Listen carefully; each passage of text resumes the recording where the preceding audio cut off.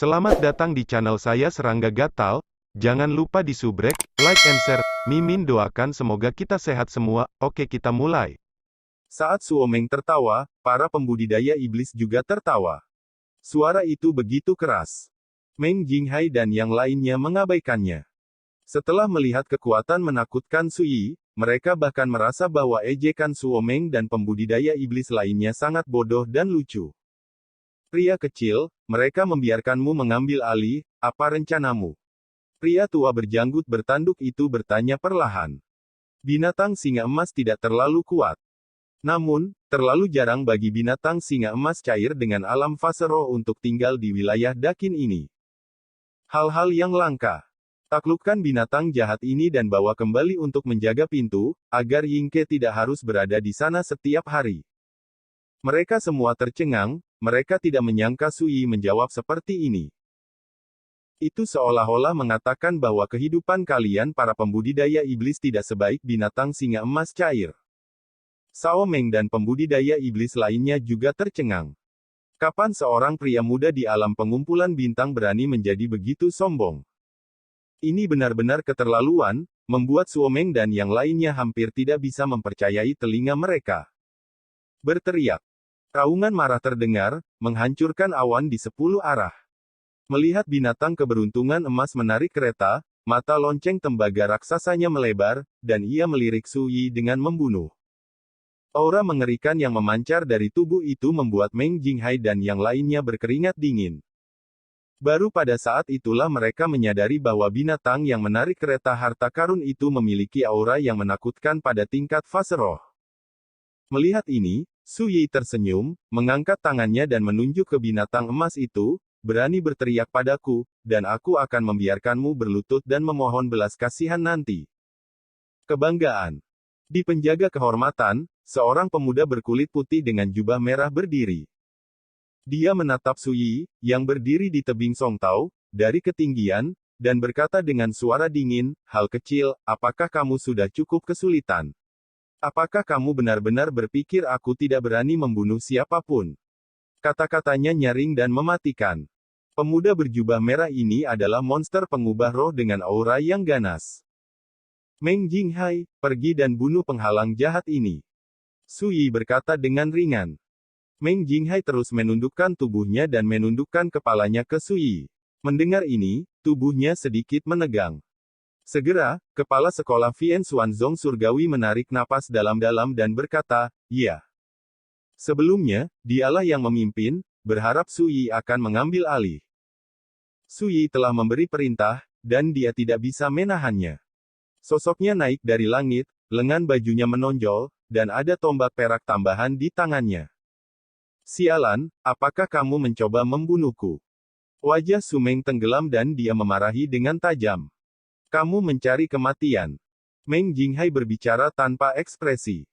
Ketika dia berbicara, dia melangkah ke udara dan menikam pemuda berjubah merah di udara dengan tombak perak di tangannya. Ledakan.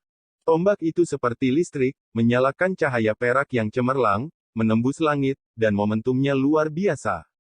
Pemuda berjubah merah mengubah wajahnya, dan segera menghindar. Dia baru saja berkultivasi di alam roh, beraninya dia menantang alam roh. Mati. Pada saat ini, lelaki tua berjanggut itu bergerak, sosoknya seperti listrik, dan dia meninju. Dentang. Pukulan Meng Jinghai tiba-tiba diblokir. Jadi kamu menekan kultivasimu. Pupil Jinghai menyusut. Orang tua berjanggut ini jelas berada di tahap akhir alam transformasi roh, tetapi setelah dia bergerak, dia mengungkapkan kekuatan alam fase roh. Apakah kamu benar-benar ingin mematuhi perintah makhluk kecil itu dan memilih untuk menjadi musuh sekteku? Pria tua berjanggut panjang itu bertanya dengan dingin, sepasang mata bersinar dengan cahaya keemasan yang menyihir, dengan aura yang menakutkan. Jika kamu tidak menipu orang terlalu banyak dan ingin aku menyerah, bagaimana situasinya bisa berkembang ke titik seperti itu? Sekarang setelah kamu melakukannya, berhentilah bicara omong kosong. Meng Jinghai mendengus dingin, melambaikan tombak perak, dan membunuh lelaki tua berjanggut itu. Ledakan. Kekosongan itu bergejolak, dan perang pun pecah. Semua orang bisa melihat bahwa Meng Jinghai, kepala sekolah Vien Xuanzong Surgawi, telah menyingkir, dengan aura pembunuh, tanpa ragu-ragu. Jelas, dia juga membuktikan bahwa mulai saat ini, dia Meng Jinghai memang mematuhi Su Yi. Ini menyebabkan hati orang-orang besar yang hadir bergejolak untuk sementara waktu, dan ekspresi mereka tidak pasti. Pada saat ini, Su Yi berkata dengan santai, Gusandu, pergi dan bunuh binatang berambut datar itu dengan Meng Jinghai. Gusandu, kepala sekolah Baoyan Lingzong, sedikit memadatkan pupilnya, dan segera mengangguk, menerobos ke udara. Dia memegang penggaris batu giok hitam berbentuk paruh burung, dan di ujung penggaris batu giok ada rantai setipis jari kelingking. Penguasa penjara besar. Harta karun yang perkasa dan tak terduga. Baoyan Lingzong awalnya adalah seorang kultivator jiwa, dan Gusandu adalah seorang kultivator jiwa yang sesungguhnya. Begitu dia muncul, dia bergabung dengan Meng Jinghai untuk menekan kesombongan lelaki tua berjanggut itu. Saat kau membunuhnya, jangan sakiti sayapnya. Nah, itu lengannya. Aku punya kegunaan lain. Su Yi mengingatkan. Dia melihat sekilas bahwa tubuh lelaki tua berjanggut itu adalah patung darah dengan mata biru dan darah, dan seluruh tubuhnya digunakan untuk melunakkan sayapnya. Di mata para beku, sepasang sayap ini adalah material divine kelas 1, yang dapat digunakan untuk memperbaiki harta atribut angin dan juga digunakan sebagai obat. Tapi bagi Su Yi, jika Anda bisa melepas sepasang sayap, Anda bisa memanggangnya dan memakannya, rasanya pasti jauh melampaui kelezatan biasa di dunia. Ketika mereka mendengar kata-kata Su Yi, Meng Jinghai dan Gu San tidak bisa menahan senyum pahit. Hanya satu lawan yang bermain, dan ada banyak pembangkit tenaga listrik lain yang mengincar mereka, dan bahkan putra suci sekte, King Yuan, di kereta belum muncul. Dalam hal ini, bagaimana mungkin ada kesempatan untuk saling membunuh? Kamu bajingan. Sepertinya kamu benar-benar mencari kematian. Wajah Suomeng muram, dan dia melolong panjang, mocking, kamu pergi dan bunuh hal kecil di Juxingji, yang lain, blokir tempat ini, siapapun yang berani melakukannya, bunuh tanpa ampun. Suara melalui penonton. Tiba-tiba, tim penjaga kehormatan bergerak, dan semua pembudidaya iblis menunjukkan energi iblis mereka tanpa syarat. Mereka membentuk formasi pertempuran, menghalangi langit di atas Song Tao Yaping, dan momentumnya mengancam. Suomeng membawa stik drum seputih salju, mengelak dan membunuh Gusandu. Ledakan. Sosok Suomeng yang seperti gunung meledak ke langit, dan tingkat kultivasinya juga melompat dari alam spiritual ke alam fase roh. Tidak diragukan lagi, seperti lelaki tua berjanggut itu, dia telah menekan kultivasinya sendiri sebelumnya, dan hanya pada saat inilah dia menunjukkannya tanpa syarat. Meng Jinghai dan Gu San keduanya menjadi serius, dan mereka tidak berani terganggu. Ledakan. Kekosongan itu kacau, dan pancaran sinar ilahi melonjak. Dalam adegan itu, wajah orang-orang hebat di Song Tao Yaping berubah.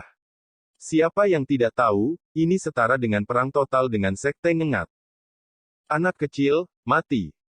Pemuda berjubah merah segera bergegas keluar, membunuh Su Yi. Jubahnya bengkak, dan sosoknya masih di udara, jadi dia menamparnya dengan telapak tangan. Ledakan. Jejak telapak tangan berwarna darah besar mengembun seperti cakram gerindra, dan aura iblis begitu kuat sehingga kekosongan membuat rengekan. Kekuatan iblis transformasi roh semacam ini luar biasa. Dentang. Pada saat ini, Fu Yunkong, penguasa paviliun pedang Ling Qiao, mengorbankan pedang hidupnya, dan hendak memblokirnya. Su Yi menggelengkan kepalanya, tidak perlu. Begitu suara itu terdengar, dia menjentikkan lengan bajunya. Ledakan. Telapak tangan berwarna darah tercetak seperti cakram penggilingan yang meledak seperti pasta kertas. Murid pria berjubah merah mocking menyusut, dan wajahnya tiba-tiba berubah. Apakah ini kekuatan yang dapat dimiliki oleh seorang kultivator alam bintang? Begitu pikiran ini muncul di benaknya, tangan besar yang ramping dan adil meraihnya dari udara tipis, dan itu sudah dekat. Mocking mengeluarkan tangisan yang buruk dan melambaikan telapak tangannya untuk melawan. Dan tangan putih besar itu meraih lehernya. Pada saat inilah Mocking dapat melihat dengan jelas bahwa pemuda berjubah, yang dia anggap sebagai hal kecil di alam pengumpulan bintang, sudah berdiri di depannya. Murid yang dalam acuh tak acuh. Mocking bahkan bisa melihat wajahnya yang pucat dan ketakutan dari pantulan pupil matanya. Daging sperma tikus berambut perak itu tidak enak. Sui bergumam, dan membuang tubuh Mocking. Ketika tubuh Mocking jatuh ke tanah, Fu Yunkong, yang telah merencanakan untuk menembak, tidak bisa menahan senyum pahit. Jika dia yang bergerak, akan membutuhkan banyak upaya untuk membunuh pembudidaya iblis transformasi roh seperti itu. Itu dapat ditempatkan di bawah tangan Sui, karakter ini seperti kertas. Orang-orang besar lainnya yang hadir tidak bisa tidak menyeka keringat dingin. Terlalu kuat. Terutama Song Changhe, yang melihat hawa dingin turun ke punggungnya, dan bahkan lebih beruntung karena dia dikalahkan oleh pedang Sui sebelumnya, dan merupakan suatu berkah untuk bisa menyelamatkan hidupnya. Ini juga pertama kalinya Sui membuat pembunuh di konferensi gimbal ini. Sial, ada yang salah dengan pria itu. Bagaimana bisa pelindung Mocking mati begitu saja? Ada seruan dari lautan awan di kejauhan. Para pembudidaya iblis yang telah membentuk formasi pertempuran terkejut dan marah. Pria tua berjanggut dan Suo Meng, yang bertarung sengit dengan Meng Jinghai dan Gusandu, juga sedikit berubah. Tidak diragukan lagi, mereka telah salah sebelumnya. Pemuda di alam bintang ini jelas bajingan yang kejam. Alam pengumpulan bintang membunuh alam spiritual. Ada karakter yang menentang surga di wilayah Dakin ini. Binatang singa emas, yang menarik kereta untuk menyaksikan pertempuran di kejauhan, menggelengkan kepalanya, dan mata seperti lonceng tembaga dipenuhi dengan keterkejutan. Perbedaan antara alam pengumpulan bintang dan alam transformasi roh adalah perbedaan antara dua jalur. Ini adalah sesuatu yang sudah diketahui orang sejak zaman kuno. Tapi sekarang di tanah terpencil Dakin, ada orang yang mengangkangi jalan dan menggunakan identitas alam pengumpulan bintang untuk memotong alam roh. Apa yang tidak diketahui oleh Molten Golden Lion Beast adalah bahwa Sui telah membunuh banyak karakter di alam transformasi roh di kota Daxia Jiuding sejak di alam Yuanfu. Sementara itu, tirai jendela di kereta itu diam-diam diangkat oleh tangan ramping seperti kristal. Tidak diragukan lagi, orang-orang di kereta harta karun juga khawatir.